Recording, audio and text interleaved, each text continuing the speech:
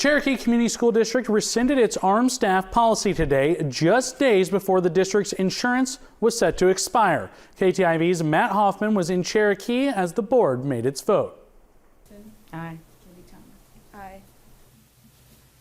That's the moment the Cherokee Community School Board unanimously ended its armed staff policy, following a suggestion by the district's insurance broker that doing so will likely allow the district to maintain its insurance policy. The policy is set to expire July 1st. Basically, no individual other than law enforcement shall be authorized to carry a firearm on school grounds. That's school board member Angie Anderson making the motion to change the policy. Officials are now confident their current insurance provider, EMC Insurance, will continue coverage. We had to rescind the weapons policy back to the original policy, like what would have been in October 16th, to even get a quote from EMC.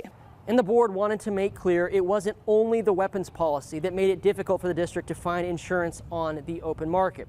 Their insurance broker telling them that some insurance companies don't want to insure small rural districts, others don't want to insure districts where all of the district's assets are so tightly clumped together. But the insurance broker did make clear some companies said no because of the weapons policy. Out of the 26, 2 total said no because of the weapons policy. And as we moved throughout that process, then the other companies did pull back. In Cherokee, Iowa, Matt Hoffman, KTIV News 4. The board's previous policy would have allowed staff, including teachers, to be armed after passing a 40-hour qualification course. Thomas declined to address how many staff, if any, have gone through the program, which is now scrapped.